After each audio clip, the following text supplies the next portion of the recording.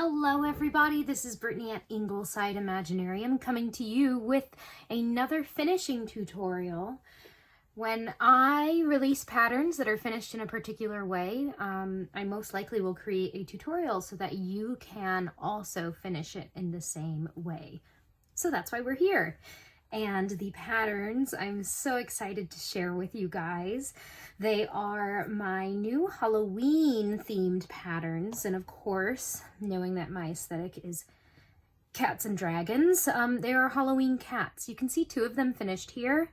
We have Feline Devilish and we have Feline Baddie, and they are finished into these really adorable, just standing decorations. You can see that they're finished pretty typically like an ornament. They have the stitching on the front, they have a trim, and then here on the back, they have a backing fabric as well as a little pocket to stick your dowel rod. And you can see we have two different colors here. And first, what I'll do is I'll just go over all of the materials that you're going to need to finish off your spooky kitties this way.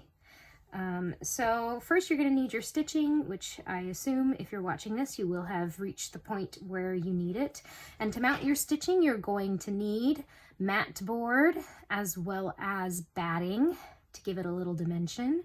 You're also going to need trim. I have two different trims here that I've used on mine. I have an orange pom trim, an orange pom-pom trim, which is from Creates. And you can go to her Etsy store, or here it has her website, www.lady.creates.com, has her email, and in particular, this is the pom-pom trim in the color Jack. And the other trim that I have is a black lace. You can see I've used it on my vampire kitty here, as well as the wooden spools.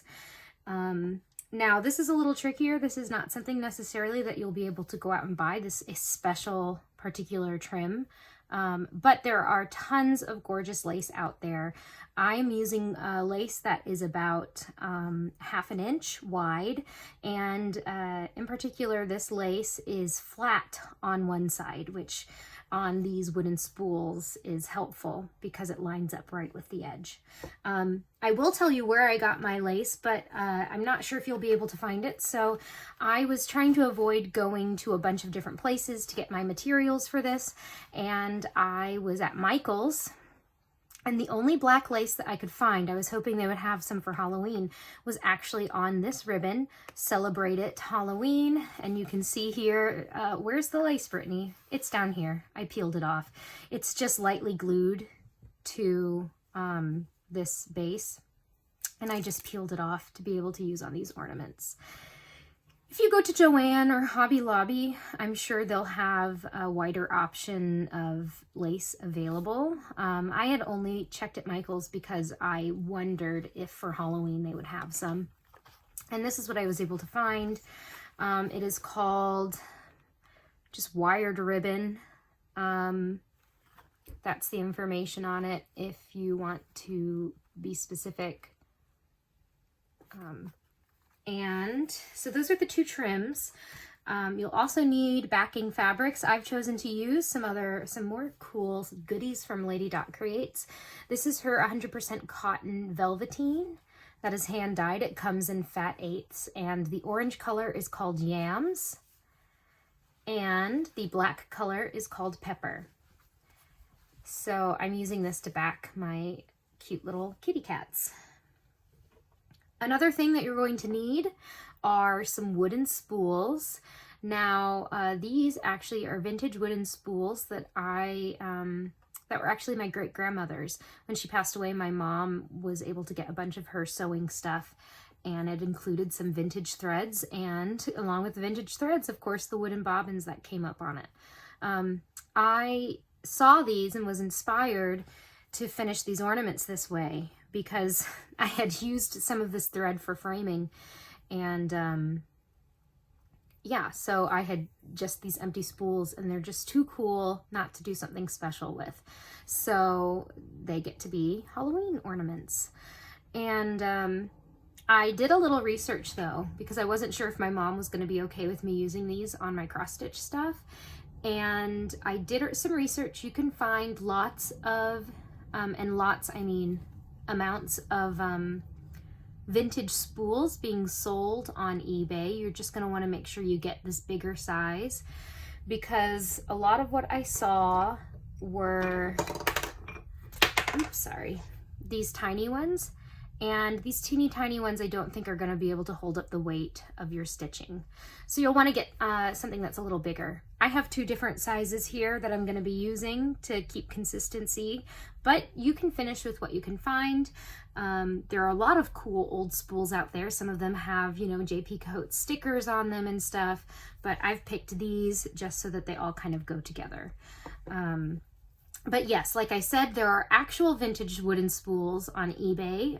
You can also find some on Etsy, or I also was able to see on Etsy some kind of just blank wooden spools that are made for crafting, and those would be perfect to use on this project as well. So make sure you get 4 of those if you're finishing all 4 of these guys, or if you're only finishing one, you can, you know, you can just use one. The other thing that you're going to need to use to finish this is some dowel rod, and this is dowel rod that I got at Michael's. It is the, hold on,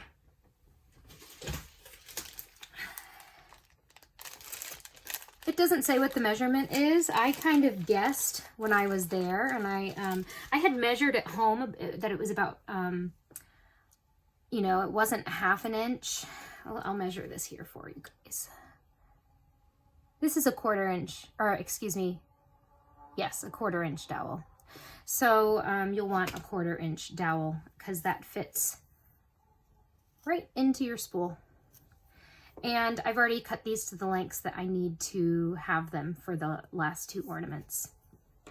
You're gonna want some sort of craft knife to cut your mat board. You're also going to need some glue. I use mostly this glue, Aleene's Tacky glue, but I also use for my buttons to glue onto the spools and the lace, this advanced craft glue, Beacon 3-in-1. I use something called Magnatac at work, and this was the closest thing I could find in a craft store, and it seems to work the same way. What is ideal about this is it dries clear, and it sticks within, you know, like within 30 seconds, you're going to have a bit of a grab and a stick on it. So, and it works really well on plasticky things, which is why I use this on my buttons, gluing the buttons onto the wood. Aleene's is great for cloth to cloth, but this I find works better. And I also used it to glue my dowels into my spools. And then the last thing that you're going to need is to make your little pockets on the back, some sort of accent fabric or ribbon. I'm using this, it's another Halloween ribbon from Michael's. I had originally thought maybe I would wrap it around these spools, but it was a little too big, and I liked the bare spool with the lace on it. I thought that looked nice, but this ended up working out well for the little accent fabric on the back, making my little pockets. So yes, and speaking of the backs of these and the fronts, you'll need buttons. You'll need 16 total, 4 for each finish that you make, 2 on the back and 2 on the spool. Again, at Michael's, I was able to find this Loops and Threads pack of assorted buttons, and it had 2 shades of orange, and I figured between those 2, I would be able to find something that was going to work for this project. And I also used just some DMC in a orangey color. This in particular is 3853. You can see it's pretty close to that yams color in this velveteen. And I used that to stitch the pocket on and also stitch my buttons on. And I believe that's about it. You'll want like some basic sewing necessities, sewing notions, like this is a needle with a fairly wide eye. I have some pins to help me glue my trim in place. And of course I have a ruler to help me when I'm cutting out my fabric and cut it, you know, all that kind of good stuff. So I think that covers all of the things that you're going to need. And if I think of anything that I missed while we're doing it, I will mention it when it comes up, I guess. So let's go ahead and get started. So firstly, I would just like to mention that the way that I finished the ornament part, this top part, with the stitching in the front and the backing and the trim, is very much inspired by Vanna Pfeiffer, Vanna the Twisted Stitcher's finishing tutorials. Definitely go and check out hers if you haven't seen them yet. She has some very creative finishes, and I've kind of taken inspiration. I have used hers for flat folds in the past, and then put these together inspired by those, or using very similar methods. So I just wanted to give credit where credit is due. And with that, we will move forward with finishing these last two kitty cats. We have Feline Spirited up here and Feline Witchy down here. And I want to point out these little pattern pieces. I have made them to fit, obviously, my model stitches, which this is a 32 count linen by Weeks Dye Works in the color Twilight. So if you are stitching them on the model fabric, or at least a 36 count, these patterns, which will be included in your cross stitch pattern, whether that be a PDF or hopefully in the future a printed pattern, you should be able to cut this out of your paper pattern, or you print it out and cut it out off of your PDF, and you should be able to cut your mat board and it will fit your stitching. Now, if you use, you know, a different size fabric, whether that be 28, 32, or 40 count, you will have to adjust that. And let's say that this is your pattern printed out. The way that you make it smaller is if you have a clear ruler like this. I would say if you're doing 40 count, you'd want to make it at least 1/8 of an inch smaller. Just go ahead and line it up all the way around, marking it 1/8 of an inch smaller. And likewise, if you're doing 32 count or 28 count, you'll just go around the same way with your pencil and just mark around to make it bigger. That's how you would make it bigger or smaller if you need it. But if you do 36 count, you should be fine. You should be golden. You can print out and use the patterns that I've made. So the first step that I'm going to do is I'm going to take the patterns for the stitches that I have not finished yet, and I'm going to cut these out of a mat board. And if you watch my Magical Menagerie tutorial, you will have seen already how I use this Olfa blade craft knife to cut out my mat board. It's just an easy way to get some cleaner lines versus using your scissors to cut through this, you know, mat board. So I'm going to go ahead and do that.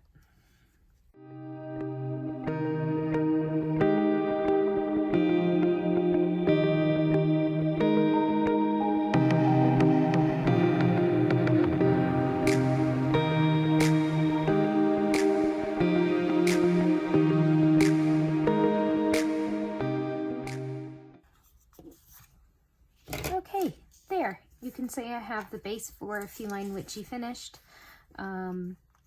I will say that this is a lot harder than just straight lines. You do have to have a lot of arm finger strength to get through some of these curves smoothly, but I think that the contoured edge around these kitty cats is worth it, because, you know, if you look at Feline Batty here especially, it just looks like he's leaping through the air, and I think that is really fun.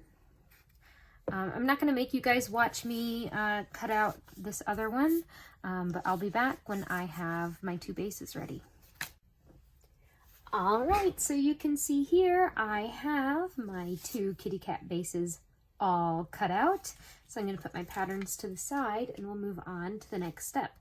And that involves gluing one layer of batting onto each of these, onto the front of each of these. And this batting that I'm using is a cotton batting. It is one that I bought. I believe this is the one that Vonna recommends in her tutorials, because it is a natural fiber. But what we're going to do is we're going to put glue on these and stick them onto the batting, and then we'll just cut out all the extra batting. So this is a situation in which I am going to use Aleene's Tacky glue, and I am going to just cover this whole face with glue. This right here is a damp paper towel that I'm going to be keeping close by, because I tend to use my finger a lot, my fingers, when I'm gluing. And of course, if you use your fingers, you're going to get glue on them. And so this is just to help get that glue off of my fingers so I don't get it anywhere it's not supposed to go. So yes, I'm going to be using Aleene's. And my method of getting a good layer of glue across a whole piece like this is, it's what I call the swirly method.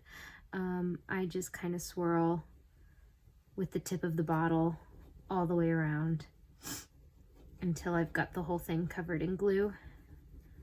And then once I have the whole thing covered in a little, or you know, not the whole thing, because you can see as I'm doing these swirls that I'm leaving spaces closed.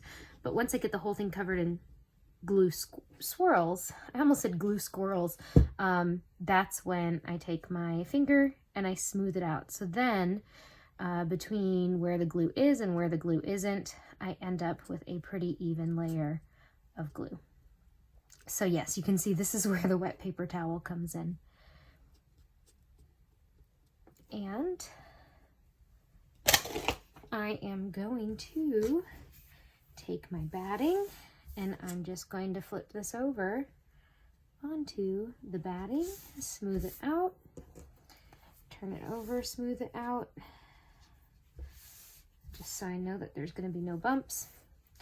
And I will leave that there and put some glue on my witchy cat.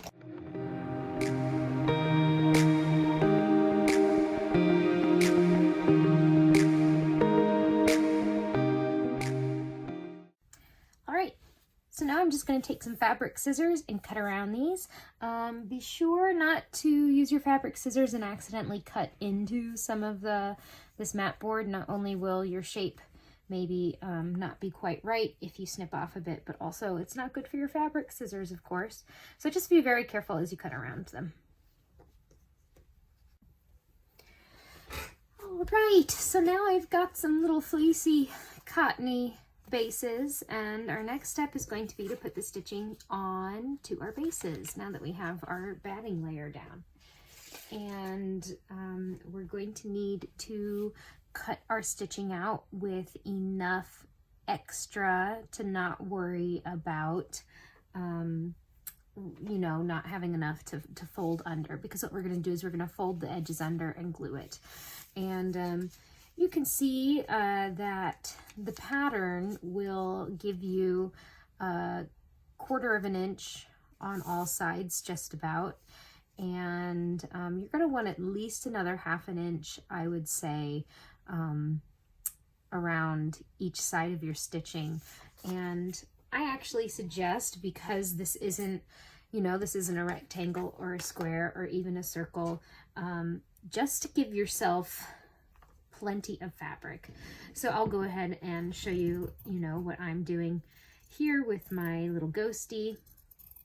I'm going to cut really wide around this, and then as I go around and pull and glue and finish, I will probably cut away as I go, just because I cut a little close on the bat, on the vampire cat, and I regretted it. So I'll show you a picture of how I did that one, and that was not enough, so don't follow my example on that.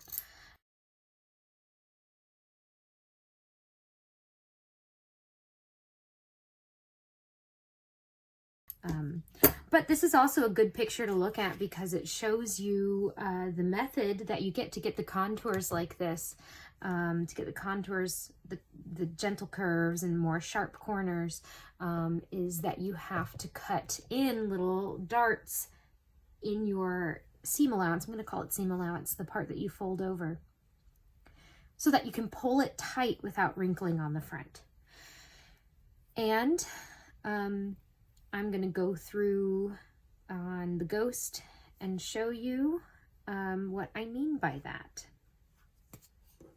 So here we have our ghost base. I'm just going to set my stitching on top. I'm going to kind of hold it up to the light. I'll hold it up off of the table because I can actually see how it is going to line up because the light shining through the fabric. And I think that looks good. So I'm going to just flip this over as it is, trying very carefully not to have it wiggle around. And then I'm going to get started, and I think I will get started. There's a lot of curves here, but I think I'm going to get started here at the bottom of my ghost. And now that I can see where my piece of mat board is, I'm going to trim just a little closer, give myself about ½ inch to work with, and that way I just know I have enough, and I know I just tugged that out of place. And I want to make sure that I get it in the right spot. Okay, that's all right. Okay, and what I mean by darts is I'm just all along here going to cut out little triangles out of that seam allowance. And again, you don't want to get too close. And I say again because I mentioned this in the other finishing tutorial for the Magical Menagerie that I have. So forgive me for speaking as if you guys have already watched that. But yes, I'm going to go in and cut in these little triangles.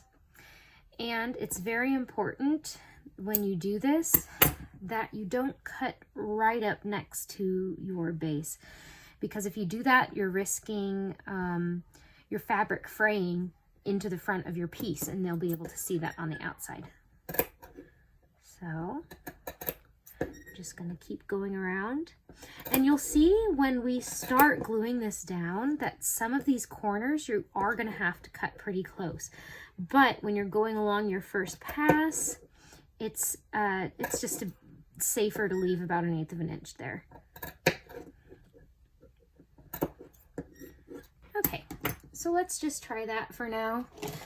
Again, I'm going to be using the Aleene's Tacky glue because I am gluing fabric to our mat base, and I'm only going to put glue right along the edge. And I'm going to use my finger again to just spread it out, make sure I have plenty of glue there to stick that fabric to.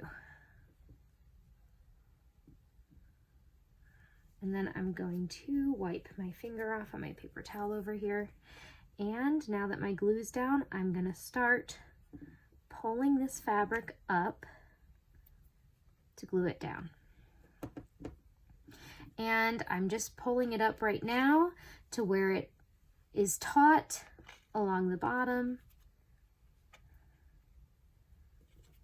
and feels like it's laying without any wrinkles. And what we'll do is we'll turn it over, make sure I haven't tugged it in any bad way with where my stitching is, because of course linen is pretty wibbly wobbly. If you tug on the bias, it'll move in funny ways sometimes. But I just want to make sure that I don't have any wrinkles. You can see I have a wrinkle here, I have a wrinkle here, which, surprise, surprise, is right at the curves. And I just need to check if that wrinkle is because of the curve or if it will smooth out once I add tension to the rest of my stitch. Because you can see if I tug on the tail part, that smooths out a little bit. But I don't know if that's enough. So this is just, you know, it's a little, you just gotta finagle it and tug and pull and get it to where it's smooth. Yeah, you can see that's already a little better. And it is a little tricky. This contoured finish is a lot trickier. It's more difficult than, you know, say a normal shape. But like I said, I think it's worth it. I think they look really cute. Kind of as if they're floating, or if they're leaping, or, you know, whatnot. So for me, it's worth the effort.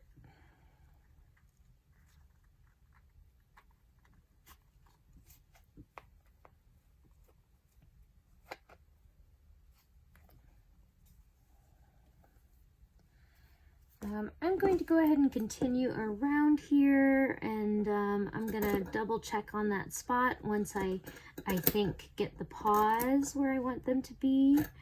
That way I can just see how everything plays nice with each other, or make sure that it plays nice if it isn't playing nice, and you know, be able to tackle all of it at once instead of thinking that I've got it in a good spot and then realizing that it's maybe not in such a good spot as I thought.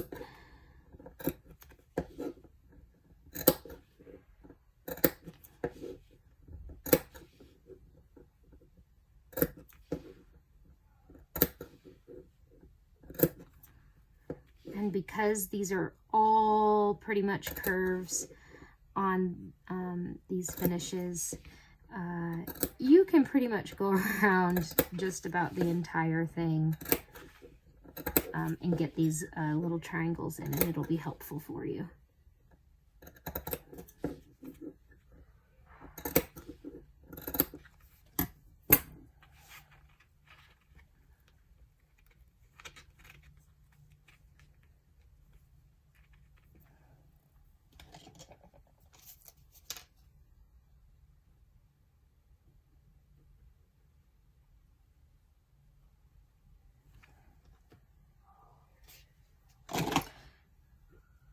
And you can do as small sections as you feel comfortable with.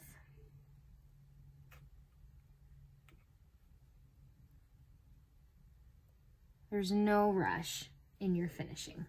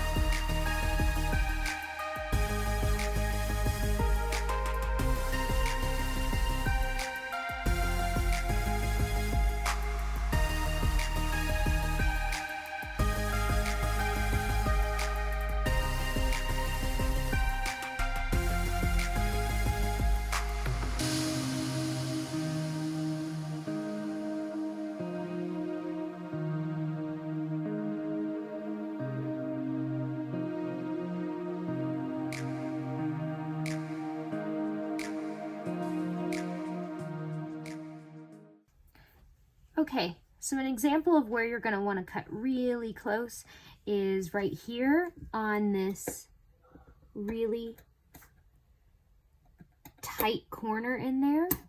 And I would do a shallow V, a shallow divot, and then just cut straight. And again, not all the way up in there, but pretty darn close to all the way up in there. And you can see when I glue this down, I'm pulling and spreading it apart to where there's barely any fabric just covering the edge of that corner. And that's how you're going to get that smooth and wrinkle free, is you're just going to get just the edge of the side in that corner so that you don't see your mat board and your batting.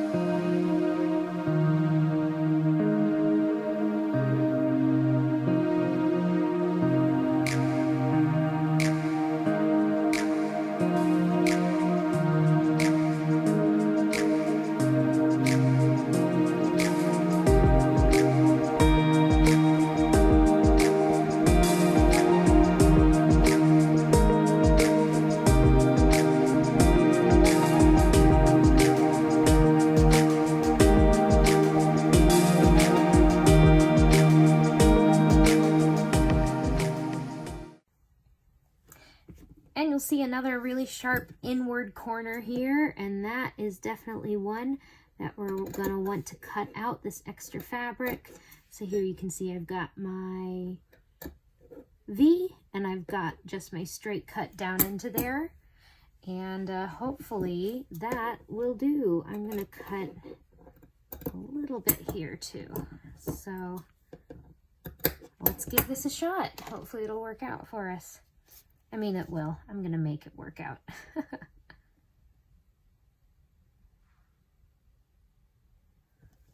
It does take a little bit of daring to do this, because you just have to tell yourself you're gonna get it, and because obviously nobody wants to cut into their stitching and not have it work out the way they want. But I think I'm experienced enough in you know, making crafts and things that, you know, I look at this as something that, you know what, I'm just gonna make it work.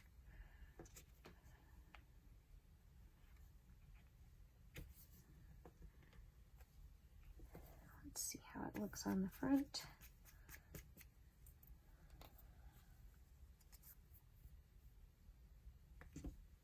All right, you guys, we're getting close on Mr. Ghost. Let's go ahead and trim up the rest of this. Again, I want to make sure I have about 1/2 inch around just to work with. All right, trim it up.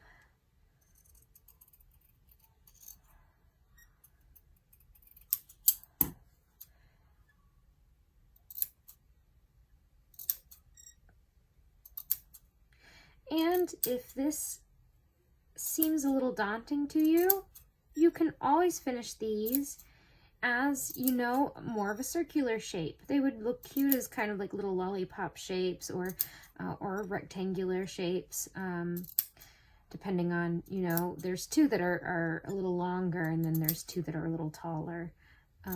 So, you know, they would make cute little pillows as well. So don't feel like this is the absolute way that you have to finish it. But I did want to make this tutorial because if you bought it because you loved the way that it was finished and you want them to look just like that, I wanted to make sure that, you know, people at least had instructions on how to do that. And then if you want to try it, you can.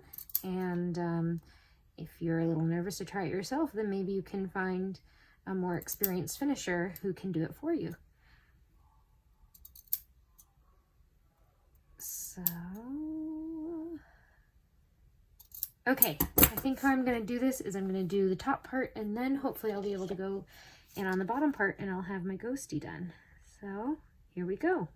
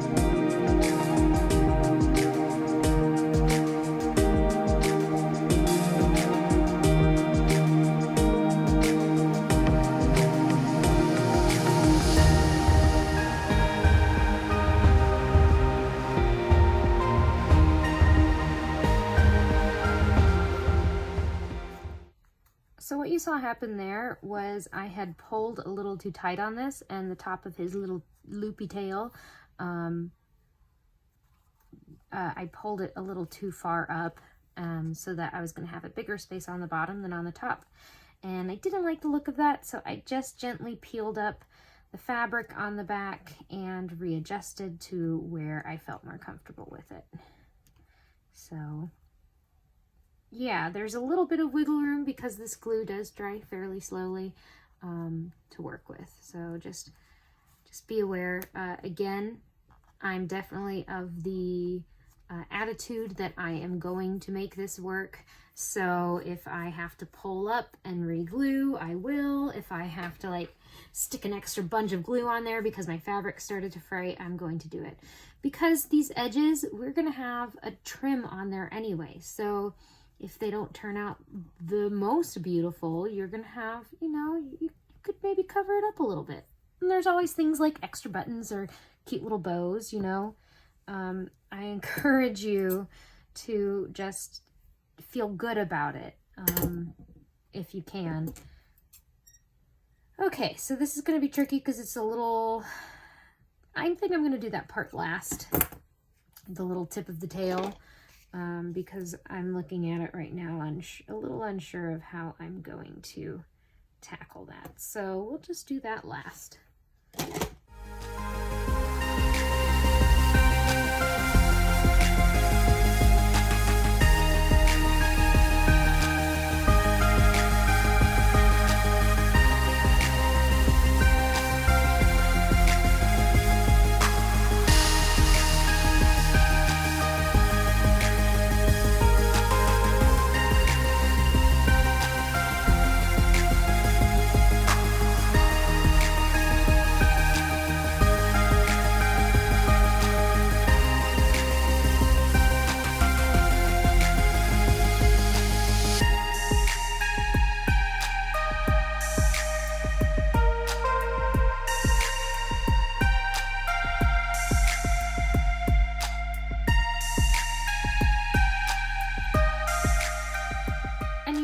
Looking at this, I feel like I kind of finish the same way I stitch.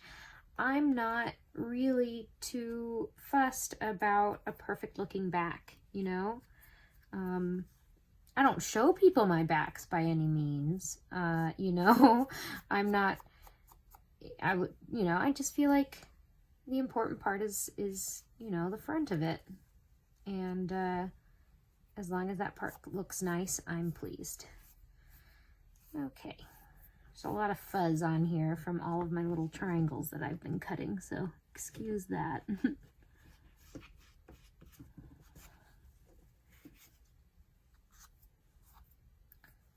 Okay, now I've just got my little ghosty tip of the tail to do. And I think what I'm gonna do is I'm just gonna cut both sides like pretty darn close and lay them flat, and then just take the tip and pull it down, and I think that's going to give me the look I want. So again, I cut pretty close there on that edge. In fact, I'm just going to trim that off too. Put some glue on there.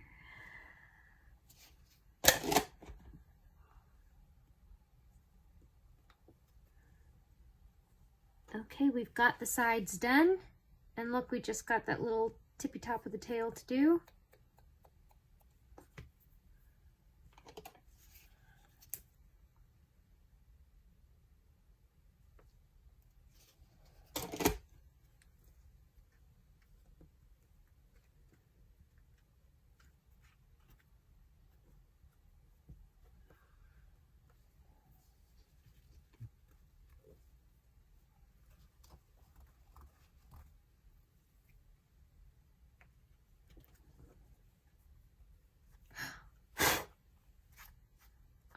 I'm just gonna get all my fuzz off, and look at that, we have a little ghosty.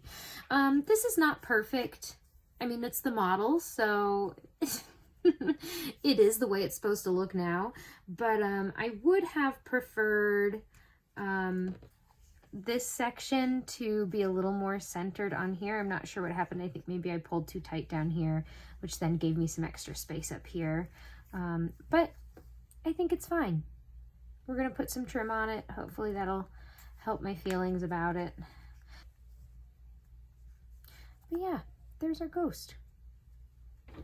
So I'm going to go ahead and share with you the process of gluing on the witch cat as well, because it's going to have its own challenges, and I feel like being able to kind of see how somebody else approaches something is very helpful.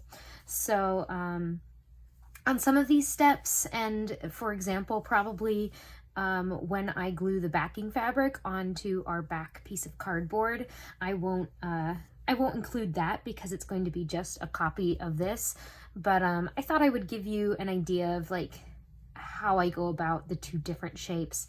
And you saw the back of Feline Batty earlier, and I'll go ahead and stick in a picture of Feline Devilish as well, so you can kind of see where my cuts have been made.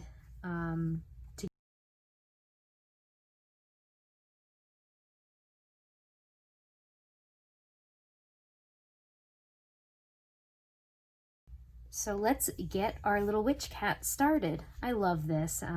I know that most people think of witch cats as black cats, but I kind of wanted to do something a little different, and I made her a calico cat, and I just think she's so cute. And I always feel like calico cats are very autumnal. Tortoiseshell cats even more so, because they look like kind of like fallen leaves. But yeah, I'm love this little kitty. I think I'm very pleased actually with all of these patterns. I think they turned out super cute. Okay, so as I did before, I can see where my matting is. Kind of holding this above the table. And let's see. I think that looks pretty good because I've got my paw down here. Other paw is there. I think that's pretty good. So again, I'm going to just very carefully turn this over so I don't shift it out of where I want it to be. And I need to pick somewhere to start. Now, I would recommend trying to start in a place that's got like a fairly neutral curve or something to it. And in this case, I'm going to start here and go this way, because that's a good way to get a nice anchor on your work so that you don't accidentally tug too far and shift your stitching on the front of your ornament here. So here I am cutting around here, and I'm going to go in and get my little triangles. And once you kind of get the hang of seeing where maybe your problem areas are going to be, you can go ahead. I have a feeling I'm going to need to cut a little deeper here and a little bit here, just to get those nice curves in. And you can go ahead and get that done in your first pass if you want, if you feel pretty confident about it. If you don't, I definitely always suggest cutting less first and then cutting more if you find you need to, because you can always cut more, but once you cut too much, you know, sometimes you can be in trouble. So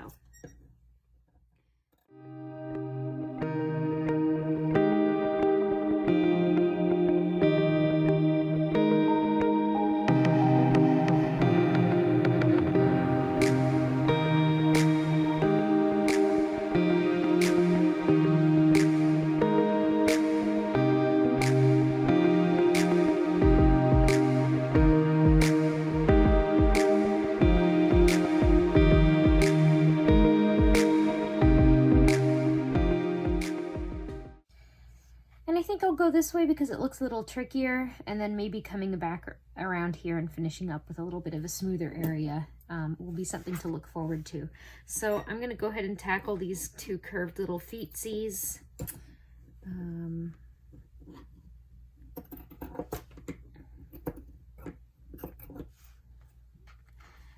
And these curves can be a little tricky.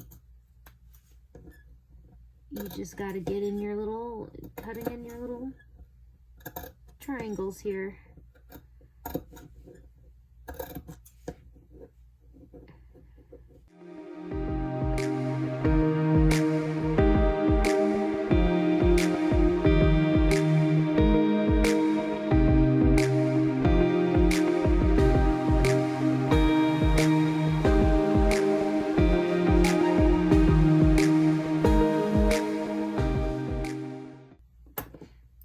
else to be aware of. Sometimes you're going to get these one little piece of linen that didn't want to cut.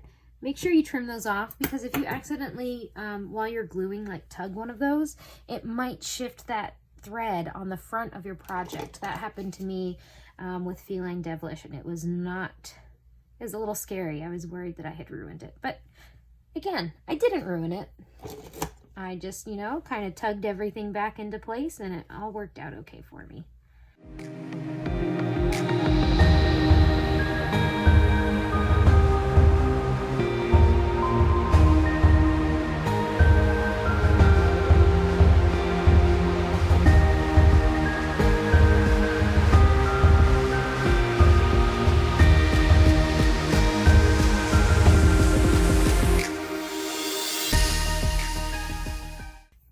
Again, I knew that this part was going to be trouble, so as you can see, I barely have any fabric there except for what will cover up the edge of my mat.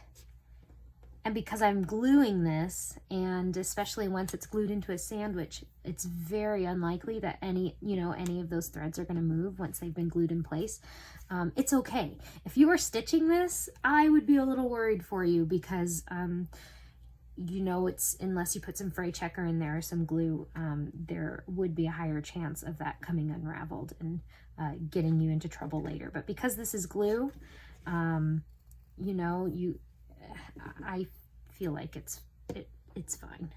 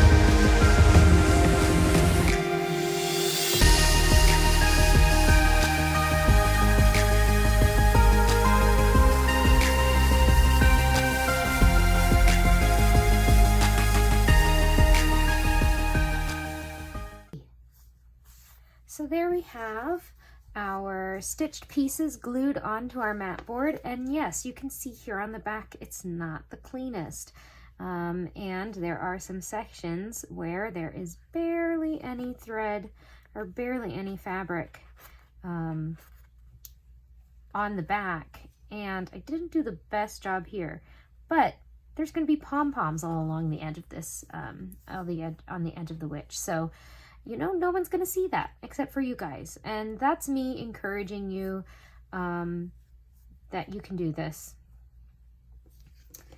I will say, if you do try and pry something up, just be aware, because this is linen and those little tips are going to be a very, you know, just be aware that it might, as you tug on it, fall apart, and then you don't have anything, you know, to tug on. So just be careful when you decide to do that. You know, do it at your own risk. Yeah. So our next step is going to be to put the trim on these guys. So we're going to start with the witch and the pom-poms, because the pom-poms are going to be infinitely easier than this lace that I'm using. If you have a softer lace, you might have a little, it might be a little easier for you. But yes, like I said, we're going to start with the pom-poms and Miss Witch Kitty. I like to do, so when you have a piece of trim, you know, you know, it starts and goes all the way around and comes to the bottom. And because, you know, you can't have a circular piece of trim the right shape, you're always going to have a bit of an overlap. So I'm going to figure out where I want my overlap to be, and actually this little nook right here looks like a good place for an overlap, because it looks like a natural place for two little pom-poms to meet up. And what's easy about the pom-poms is you've got this really wiggly braid to work with. So I think we're just going to go ahead and get gluing. We're just gluing this again, and this is where you're going to want to have a little stash of pins by you. I use just these little dressmaker's pins because they usually come with a lot in a box, and if you get some too gluey, you know, you can just put them in a sharps container and throw them out appropriately. You know, look up how to dispose of sharp things in your area. So yeah, we're going to start right here in this nook, and I'm actually right-handed, so I am going to come along this side and go all the way around. So we're going to get our Aleene's tacky glue out again, and I'm just going to start right here. I'm going to put a little bit up here because that's where my overlap is going to go, and then I'm just going to come along the edge of our matting. And I'm going to take it section by section because then there's less chance that, you know, glue will dry because I don't get to it in time, or, you know, you accidentally touch a piece of glue the wrong spot. And you can flip it over and kind of see how you're going here. And with this, you just want to pull that wiggly trim in so that it's just your little pom-poms there on the edge.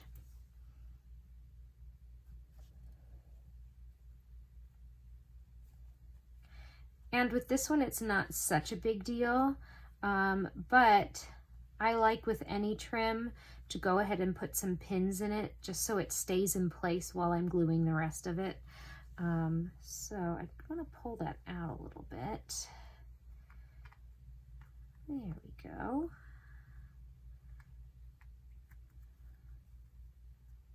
Yeah.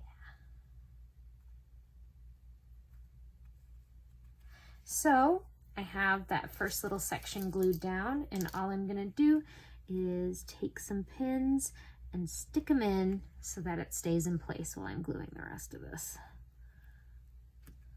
And you can stick them, you know, straight into the mat board, and you don't even need to get them in that far.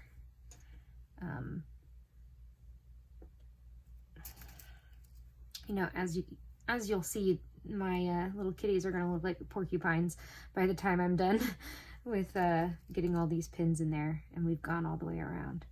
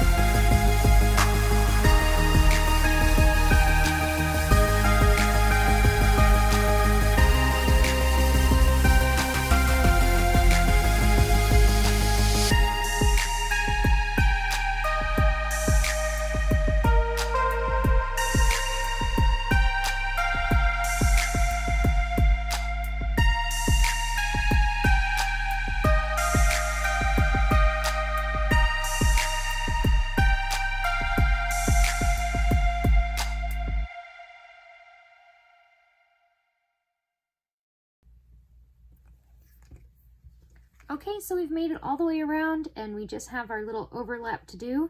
Now, pom-pom on top of pom-pom is pretty thick, so what I'm going to do is I'm going to get in here and I'm just going to cut away the pom-poms that are on the inside of my mat, which are these two here on the end of the initial overlap that I did.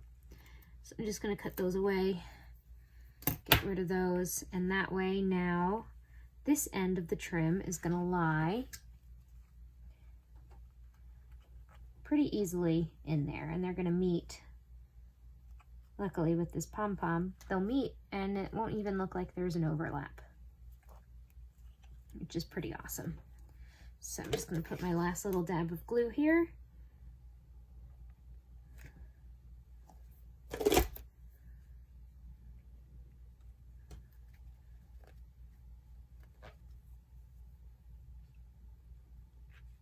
And I'm gonna snip the end off. And just make sure that looks all right. It looks pretty good to me.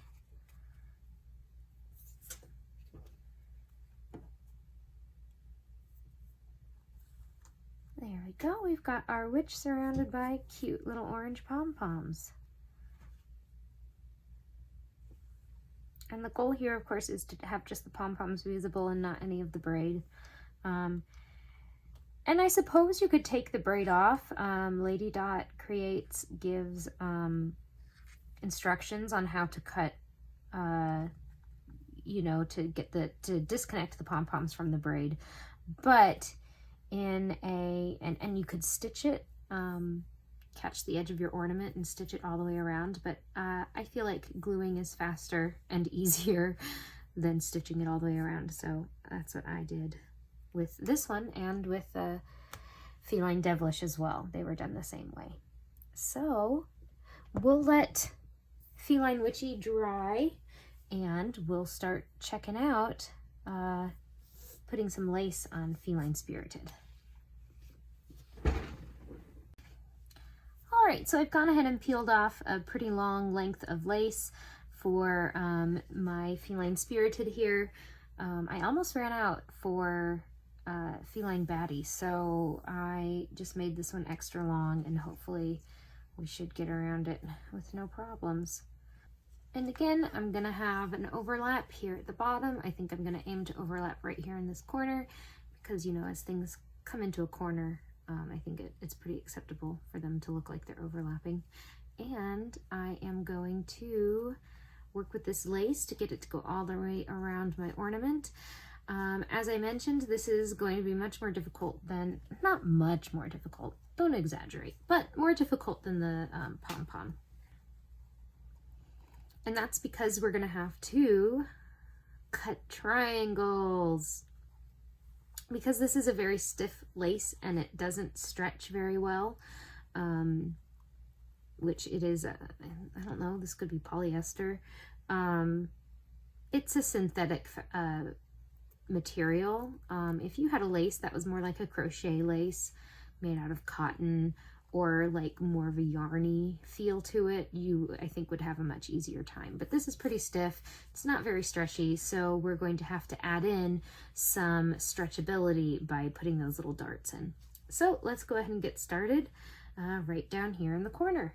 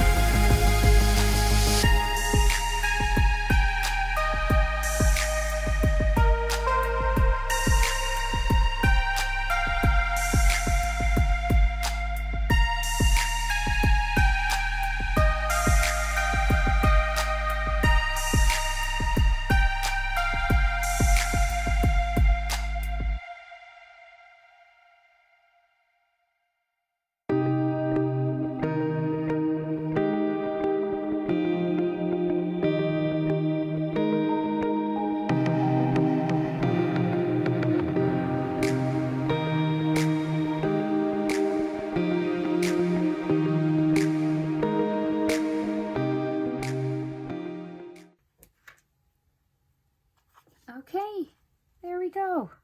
It's gonna look a lot better once all those pins come out, but I think it's pretty cute. So we have successfully added the trim to Feline Witchy and Feline Spirited, and they're looking good so far. So next we'll get our backs put together and let these guys dry while we do that. All right, so we have our trim on. We now need to make the backs of our ornaments. And this is where Vana and I differ. And her way is probably, you know, she does it professionally, so it's probably a better way to do it. But this is the way I like to do mine. And the big difference is that she does the front and backs of her ornaments with mat board. To me, that's really thick and bulky, and I don't really care for that. I like the bulk on the front, but not so much on the back. So instead of mat board on the back of my ornament, I use a really light cardboard. It's what cereal boxes are made out of. It's what cracker boxes are made out of. This one in particular is a treat box that I cut up, and this is what I'm going to use. The positives to using mat board is that it's sturdy enough to stretch your fabric over without warping, especially once the glue is on there. However, for me, I just like having the back of my ornament be a little less bulky. So that is a personal decision you are welcome to make. I'm going to make mine out of this box. So the first thing you're going to want to do is trace out your patterns again onto the cardboard here, and or mat board, whichever you choose. And then what's nice about this cardboard too versus the mat board is that I can just cut this with scissors versus having to use my craft knife, which is a little easier on my hands and my fingers. So I'm going to go ahead and get my patterns traced out, and after that we'll cut them out. So again, what is nice about this lighter cardboard is that you can just cut it out with your scissors. That makes it a lot easier than the mat board, which is best to cut out with a craft knife. Not quite so hard on the hands.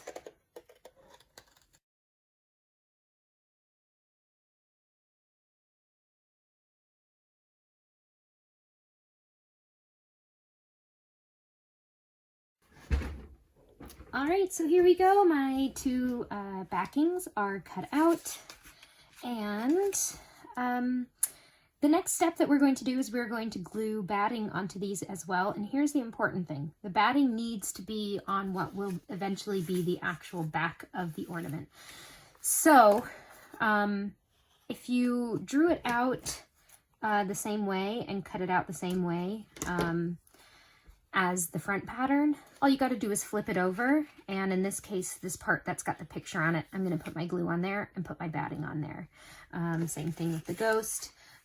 It's going to be this side with the 310 calorie daily value for whatever treat this was. I'm not going to tell you what treat that I stuffed my face with.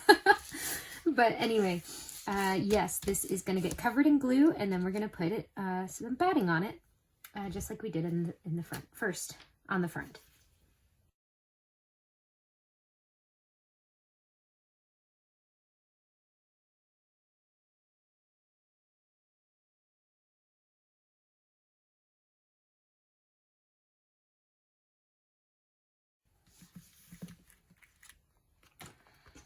And then just take your fabric scissors and cut those puppies out.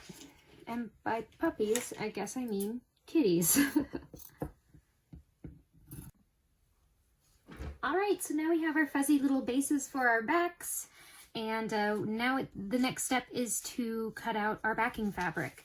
I'm going to be doing orange for the ghost and black for the witch. So black was on top. Let's just start with black. Something that you're going to need to pay attention to, if you're using a fabric that has a pattern, or in this case the velveteen has a pile to it, you're just going to want to make sure that that pattern or that pile is running the way that you want it to. In the case of the velveteen, you're going to have 3 ways that you rub it that feel a little rough, and you're going to have 1 way that feels smooth. So I'm going to be doing up to down, or it's smooth from the top to bottom on my ornaments. So I'm just double checking that that is the way that I have it laid out. And then what's important here is you're going to want to make sure that you cut out the fabric the right way, so that, you know, the right side of your fabric is going to, well, when you cut it out, it ends up, yes, the correct side of the fabric and facing the correct direction.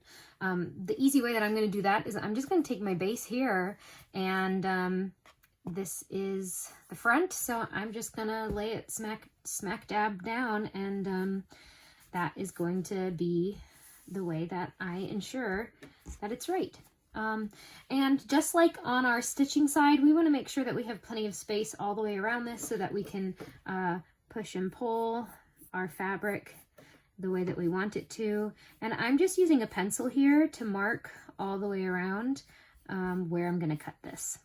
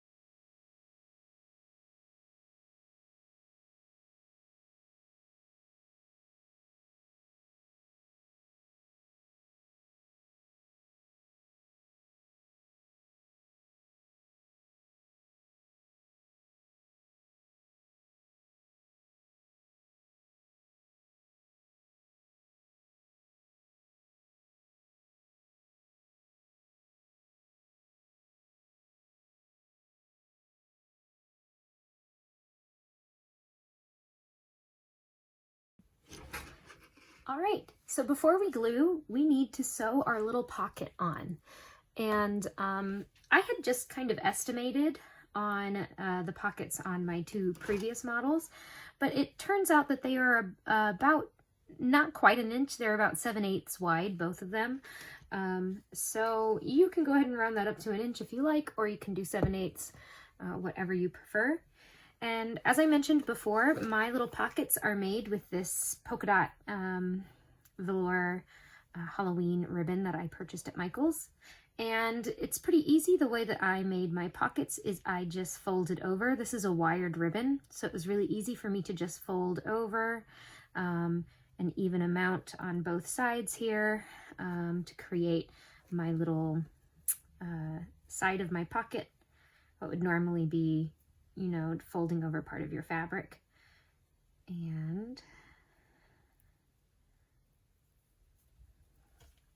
so go ahead and fold over one side and fold over the other side. Well, let's see if I guessed that correctly. Here, this is 7/8. Just a natural guess there. Okay, so once you have it folded over, and what's nice about this wired ribbon is that it stays in place. If you are stitching this out of just a regular fabric, I do suggest once you have your pocket made or your little edges folded under, go ahead and give it a press, because that is going to make sure that as you're stitching it down, your seam allowance stays in the right place. use some crafting scissors to cut this ribbon. Don't use your good fabric scissors because there is wire in it. So here is what's going to be my pocket. And I need 2 of them. So I'm going to go ahead and make 1 more. Let me just even this out.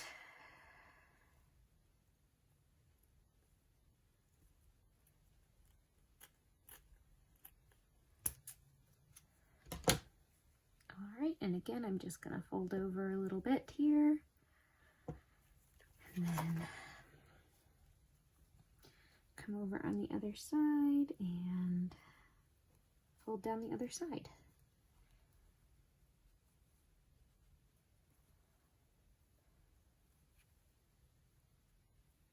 Let's see, did I get that one right too? Yep, 7/8. I'll take it. Again, using my crafting scissors to go ahead and cut that off. Okay, so now I have my little pockets, or what will be my little pockets, and I'm going to go ahead and now stitch my buttons on. And I'm using that DMC that I mentioned earlier. It can be any orange color that's close. I happen to have an extra skein of 3853 sitting around, so I'm going to be using that.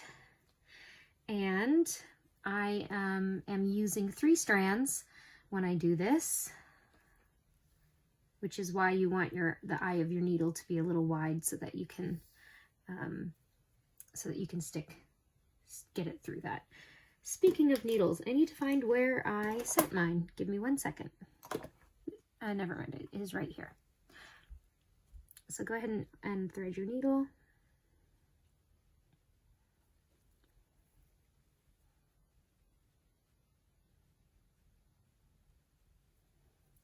And make a knot at the end. So I'm going to suggest actually that you insert your needle from the front of your fabric so that your knot is hidden under the button.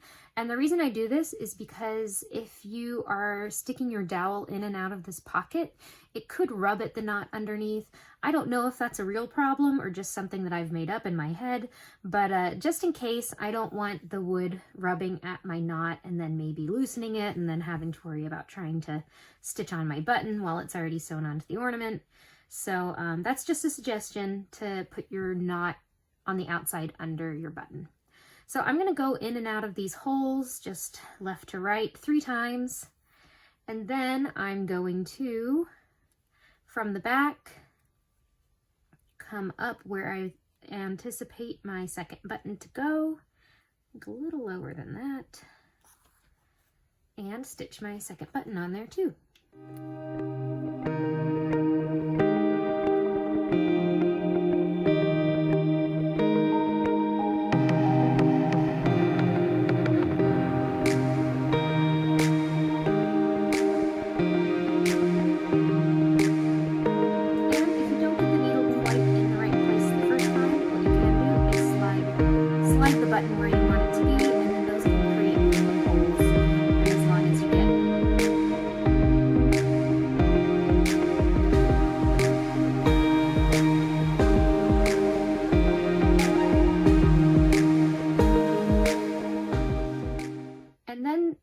Once I've gone through the second button 3 times, I'm going to come up through to the top of the fabric right underneath the button, and I'm going to go ahead and do my knot under the button again, just so I'm not having to worry about knots in my pocket. So I've got my little knot in there, and I'm just gonna, I think I'm actually gonna do the knot twice because the weave in this, because it is more of like a burlappy, linen-y weave on this ribbon base, so I am going to go ahead and do twice just so I don't have to worry about the knot slipping through. Sorry, I just flung it across the way there. Okay, so with that, I will trim it right there at the knot, and I have my button stitched onto my little pocket. And I'm going to do the same for the other pocket. And I forgot to mention the dimensions for this ribbon at the start. I'll try and make a note of it for the what supplies you'll need, but this ribbon is about 1.5 inches wide. So that way, if you're looking for a substitute ribbon or you're measuring how wide you need to cut your pocket fabric, this is, like I said, 1.5 inches wide by about 1 inch. You'll want to add seam allowance to all of those sides. And if you are making, what's nice about this is it has a finished edge, and we're just going to stitch down 3 or 4 sides to make our pocket. But if you're making your own pocket out of a fabric, you're going to have raw edges on all sides. So you'll want to fold under your bottom and just stitch that down first. And then fold under your top, fold under your sides, press it. And when you stitch it on, you'll go up one side, across the top, and down the other. And because you'll have folded under that little hem on the bottom of your pocket, you should be good to go. Okay, so next we will stitch our little pockets onto the backs of our ornaments. And you can see here, because of this velveteen, when I traced my ornament out, it left a little silhouette of our shape, and that's actually very useful for us because it's going to let me place my pocket right in the middle of my ornament here. So I'm going to go ahead and pin that down just so it doesn't move around on me while I am stitching it down. And this shouldn't be a problem later. The same thing happened with my bat, but you can't even tell because this is the edge. It should be pulled over the edge of your ornament, and you shouldn't have to worry about that. And then let's get our little witchy poo here. This one did not quite do the same, but I can vaguely see it. I can see the top here and the bottom paws here, and I think I'd like it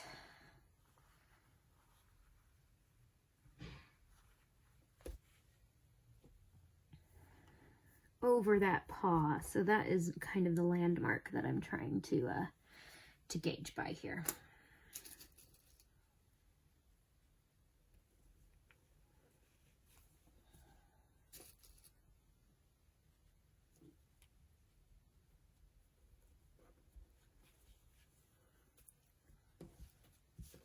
As you're pinning this, just make sure that you don't crumple up and wrinkle your fabric. You want it to be as smooth as possible. So that you don't run into problems when you're trying to stretch your fabric over your base later. Okay. All right. Let me make sure I like that.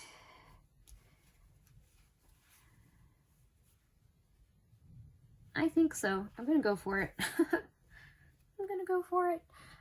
All right. So I'm going to take my needle that's threaded with the 3 strands of DMC, and I'm going to put a knot in it, and this time I am going to go from the back, and I'm just going to do some, pretty wide stitches up one side and down the other, across the top and down the other. And as you come back down on the other side, if you want to kind of gauge across and make sure that your stitches are even, that would look nice.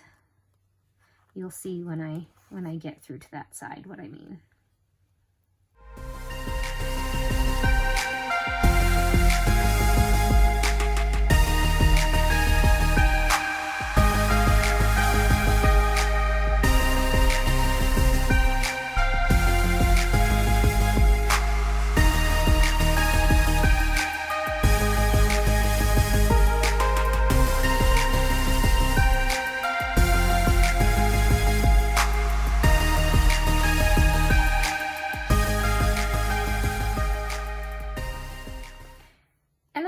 About my stitches looking absolutely perfect. I kind of like the handmade, homespun kind of feel to the stitching, the wide stitching. So I'm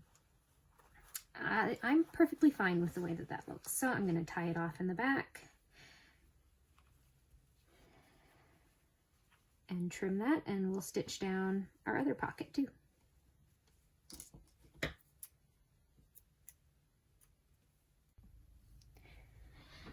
Okay, so now we're getting ready to glue our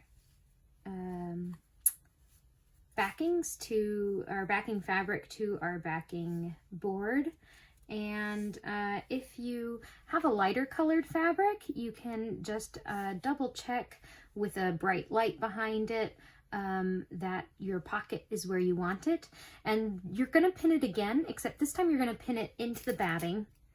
That's because when we're gluing, we don't want our pockets to shift around as we're tugging and pulling. Can't do that with this one, but that is okay because we do have a little bit of marking where this is supposed to go on the back. We can hopefully just line that up there and it will work out for us.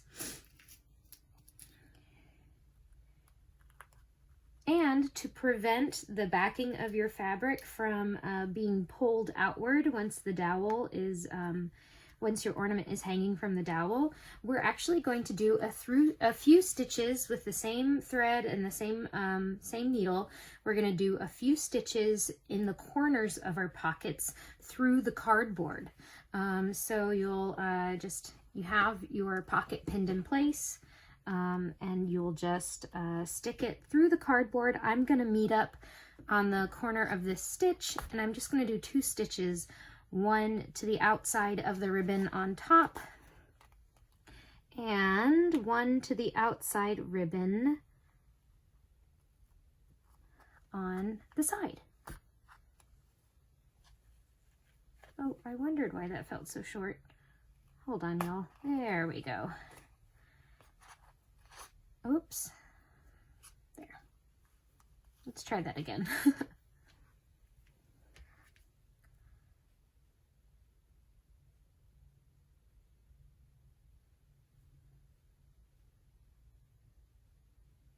Oh my goodness, sorry y'all.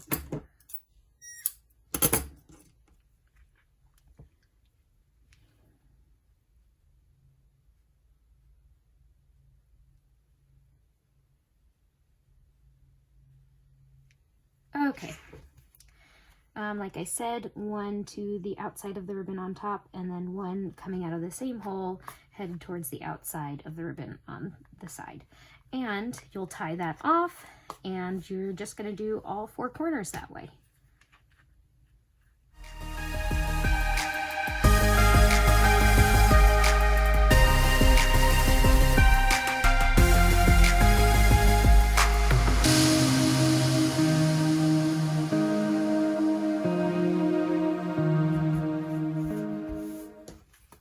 So our pocket is on, and that's going to provide an anchor for our fabric when we glue it down. So that's good. I'm going to do the same thing for our witch, and then I will meet you guys back after it's done. All right, so I have my backings ready to glue. I don't think I'm going to make you guys watch this again because it's just going to be the same process that we did with the stitching on the front. With all of the little triangles that we're going to cut out and stretching and pulling and that kind of thing. So I will check back in with you guys when they are all glued down. See you soon. Okay, so as you can see, I got my fabric stretched over my back and glued. And also, as you can see, again, I'm not too fussed about how it looks on the back. As long as it's all glued down, it's not going to come loose, and it's not too bulky, I'm okay with it. And especially this velveteen fabric, as you kind of pull and tug on all those little triangles, you're going to get little bits that come off. So that's why this all looks kind of gross. But looks nice from this side, so I'm pleased. Next step that we're going to do is we're going to go ahead and glue our ornaments together, provided that your ornaments are dry with their trim. And so the next step that I'm going to do is take all of these pins out of both of these, and I'll check back in when that's done. All right, we are ready to glue this together. How exciting is that? just so that I don't get glue accidentally on any of my trims that's going to seep through to the other side, I am going to spread the glue on my backing pieces. So I'm going to do it just the way that I've done all the other gluing that we have done, which is to swirl it all on and spread it out with my finger. And yeah, let's do that.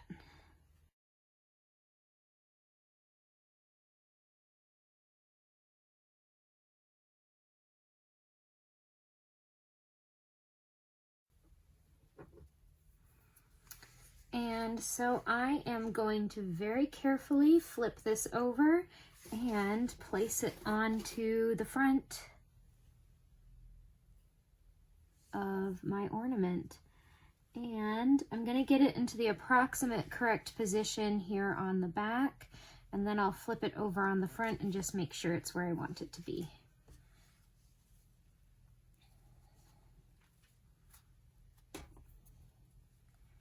And again, don't forget to clean your finger. If you're spreading the glue around with your finger, please, please, please clean your finger before you touch your project to squish it together, because you do not want to get glue on it.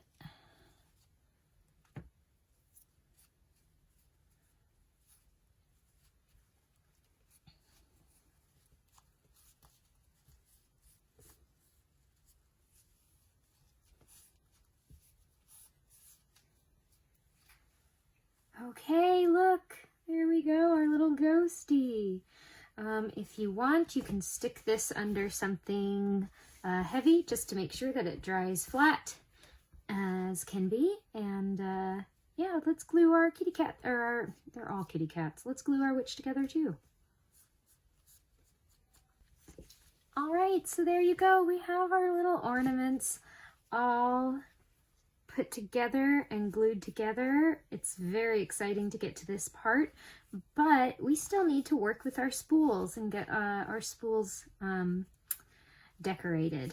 And these guys, in the meantime, are going to be stuck somewhere under something heavy and left to dry there. And we'll pull them back out when our spools are decorated. All right, so we have our spools here, and if your spools have stickers or if it has writing like this on it, what you're going to want to do is decide which side you want to be facing up. And let's do these two here. Isn't it funny? 29 cents for a spool of extra strong quilting thread. That's pretty good deal. Of course, you know, money was different back then, but still. So this is when we are going to pull out this 3-in-1 glue, this advanced craft glue. And now, just a warning, this does have a smell. We're usually pretty careful about it just says use only in a well-ventilated area, so just, you know, don't do it in your tiny, tiny closet and you should be fine. We use this at work all the time and we don't worry about, we have a ventilation hood, and there are some glues like E6000 that we only use in the hood, but this one we use outside the hood. So I wouldn't worry too much about inhaling the fumes. Just, you know, be careful, as you would with any chemical. All right, so we need to wrap our lace around our spools, and something that I did just because it was the way that I wanted to do it, on this shorter, wider spool, I made it to where my lace was even, where the peaks were across from peaks and valleys were across from valleys, but I did the opposite on this one that's a little narrower, so that, you know, as this one went up, this one, you know, went up. You'll see when I do it, if that doesn't make sense. But the first thing that we're going to do is we are just going to fold over a little bit of our lace. Actually, I don't think that we need to do that. I did that on the other ones, but I don't think we need to do that.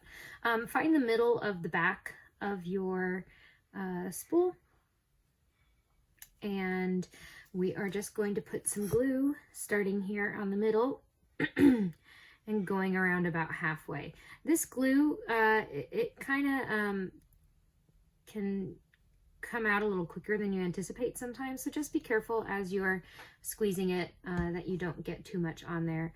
And I'm going to use my finger again to just spread this out. However, if you want to wear gloves while you're using this, feel free. Make sure that you have that wet paper towel over there, because this is a little bit more difficult to get off if it dries on you. It does peel off, but it's, like I said, just a little more difficult. But like I said, what's nice about this is it dries pretty darn quickly. So we are going to just stick our lace down there, line up that straight edge with the top of the spool, and that's what we're gonna do. And you can see, like, this is not dry yet. I could peel it up, but look how well it sticks even already, compared to when I was trying to glue that lace to the fabric and it kept flipping up on me. Okay, so I am going to go ahead and glue the rest of this down. And I'm just putting a little bit of glue. I'm not, you know, especially because this is lace, you don't want it to, like, I hate to say it, but like splooge out between the holes in the lace. So just keep an eye out for that. Okay, we're getting all the way around. And here we are at the other side. And what I'm going to do is I'm going to kind of tighten this and pull it to see if I can't stretch it to where this kind of matches up and it looks like just the normal way the lace works. And I'm going to snip off a little bit past the valley here, and that's what I'm going to fold under as like my overlap, so I don't have a raw edge here. I actually think that that having a raw edge there is probably not a big deal, because of the way that this glue works, and because, you know, as long as you get the edge down, you would probably be okay. But this is just the way that I'm gonna do it.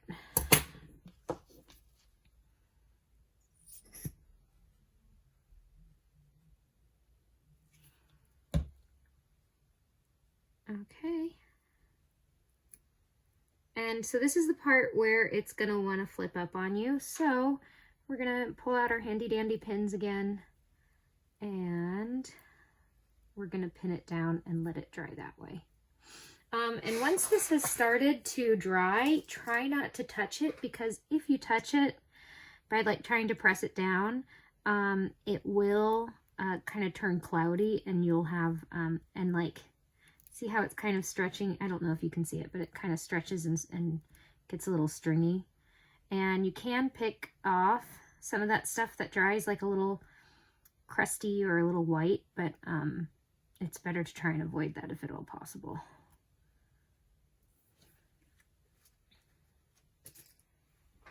I'm going to go ahead and put 2 pins in here just to get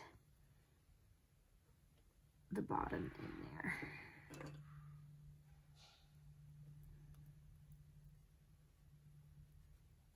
There.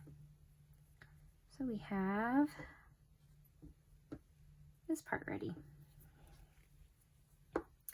And we're going to do the same down here on the bottom.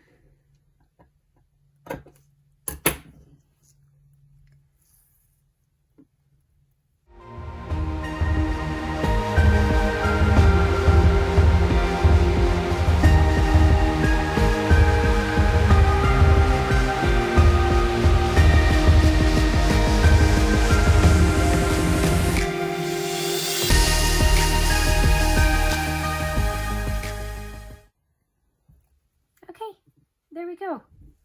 We've got our first spool trimmed, and now we can do our second one. Okay, so we've got the lace on both of our spools here. Very good. And with that, we're going to look at prepping our buttons to glue on. And these buttons are going to look like they're sewn on, but in reality, they're just glued on. Because you know, this is wood with a little bit of lace on it. I'm not gonna try and stitch these to the lace. We are going to use our same needle, hopefully, and you might need to find a needle with a bigger eye because we're actually going to be using the loop method, which means we need to fit 6 strands through it. And I was able, which, by the way, you might want to take a moment to wash your fingers after this to get that glue off. Just make sure you're all clean.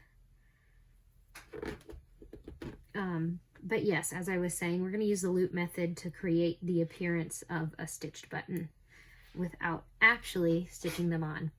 So you can see here I have my 3 strands. I'm going to match the ends, and I'm just going to snip them to make sure they're all even. And I have the best chance possible to shove them all through my needle and try and get them all through there.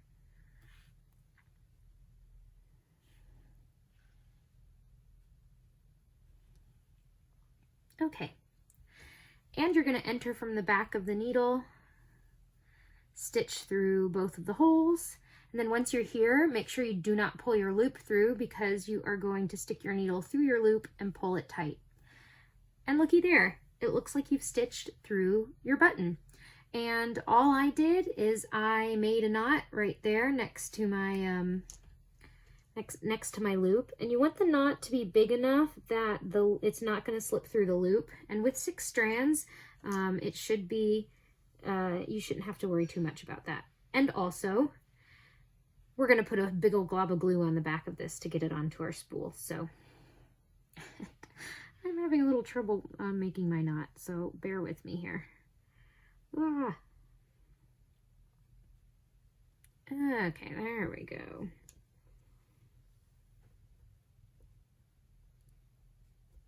Okay, then once you have your knot, you can just trim this short so it doesn't stick out from behind your button. And check it out. It looks like a stitch button. So I'm going to do that with all 4 of my buttons, and then we get to glue them on. Okay, so we have our buttons ready, and that means that we can glue them on to the center of our spool, which at this point your lace should be dry enough to be able to take out the pins, and it will stick. See?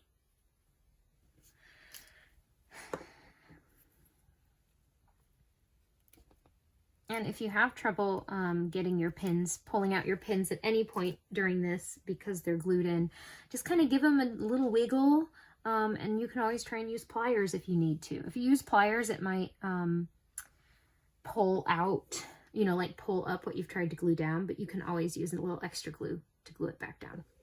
Okay, so now we have to just decide where to place our buttons, and I'm going to bring my other spools down here just to kind of compare them and make sure that I put them about the same. It looks like I put them in the middle of the lace, and so that means whatever little lace part is in the front on top, I'm just going to put it in the middle of that.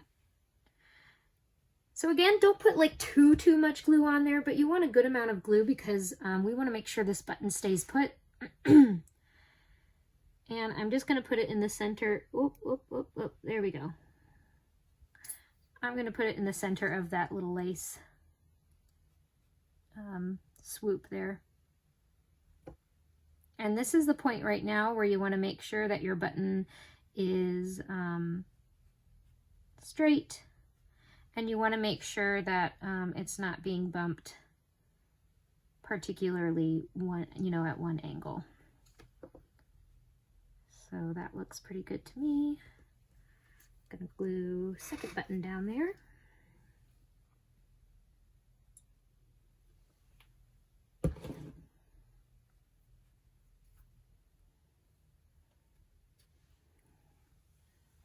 Try and get it right under that first button. Come on, little guy. If you have tweezers to do this, that might actually be very helpful. Okay, so it looks like I need to raise this one up a little bit. And I thought these spools were the same, but they're just slightly different. So I think it's going to look a little different, but I want them to be about equal here.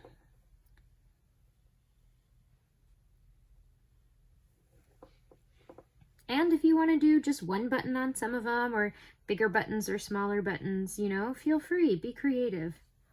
And then we have this guy. I think these two are the same, so that's good. And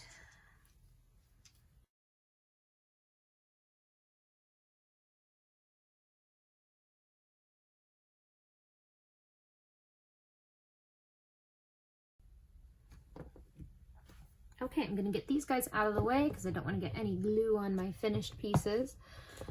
And so the next step, we have our buttons, we have our lace. The next step that we're going to want to do is get our dowel rods prepared. As I mentioned at the beginning of this, I have already cut mine, but we have 2 longer ones and 2 shorter ones. If you get the little pack like I did from Michael's, I got it in the crafts section, kind of like the kids' crafts where the feathers and I think the foam sheets and that kind of stuff are. I believe that's where I found them. They're going to come in foot long lengths, and I did cut mine. You need 2 different lengths.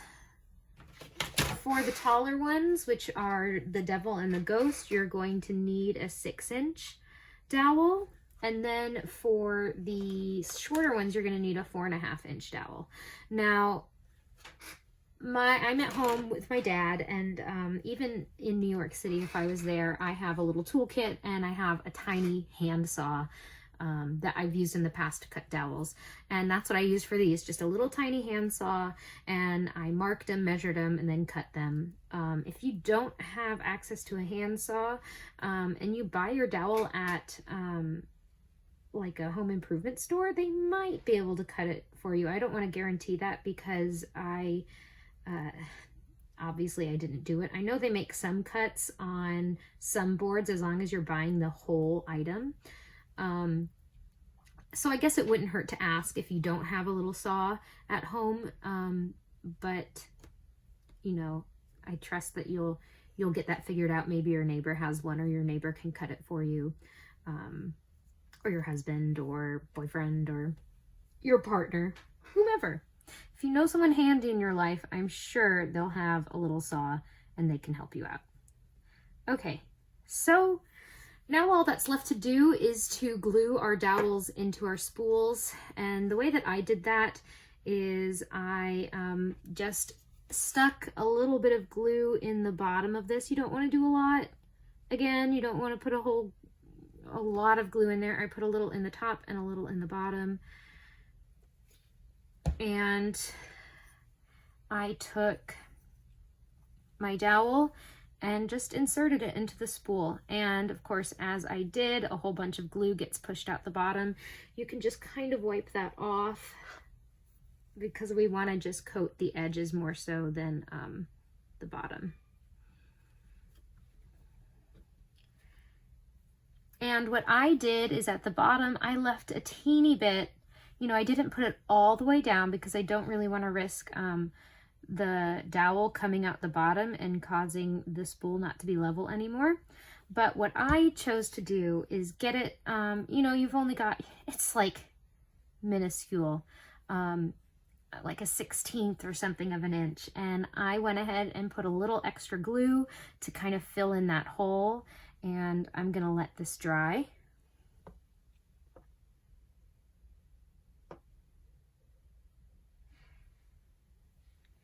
I'm going to do the same thing with this other spool.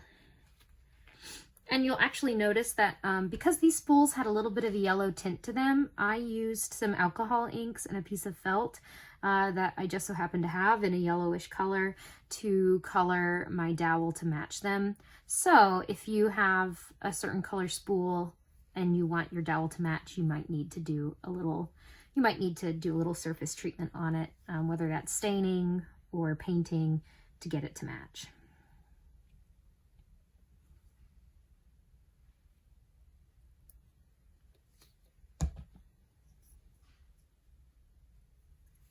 And again, I just kind of move it around in there, push it up and down, and then I'm going to pull it in the slightest bit and let it dry like that. So here we go, we have our spools. They're all decorated, the dowels are inserted, and we're nearly done. We just gotta put our finished ornament on top of them. How cool! We've done it, you guys. We're so close to the finishing part. But I am going to let these dowels dry completely before I put that ornament on top. All right, everybody, the moment of truth. I am going to stick my cute kitties onto their dowel rods, and just another little tip, I used the time it took for these to dry to clean up my workspace, which it's a good thing I did it now while I was waiting. So all you're going to do, and you might need to just lift that bottom edge. We're going to just stick that on there. There she is. And we're just going to stick this in here. There it is. And because your pocket has a little bit of room, you can kind of angle it the way that you want to make it look like it's, you know, to make it look like it's floating, or to make it look like she's running with one paw on the ground, you know, that kind of thing. So here we have it. We have our finished Feline Spooky ornaments.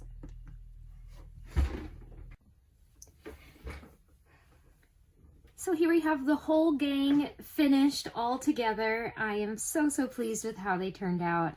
Just flippin' adorable, if you ask me.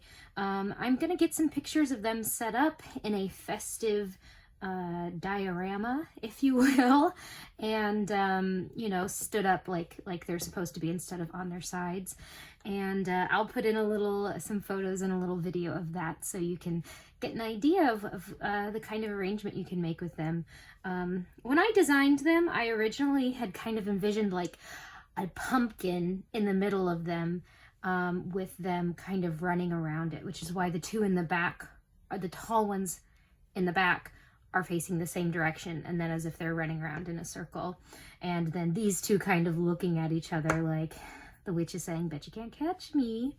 But yeah, I hope that this tutorial, I think, was better than my first one, I'm gonna guess, but I haven't edited it yet. But I hope you found this helpful, and feel free to use this finishing technique for other cross-stitch patterns or cross-stitch finishes you have. Just trying to do my part to contribute to the community. So yes, with that, I'm going to show you some of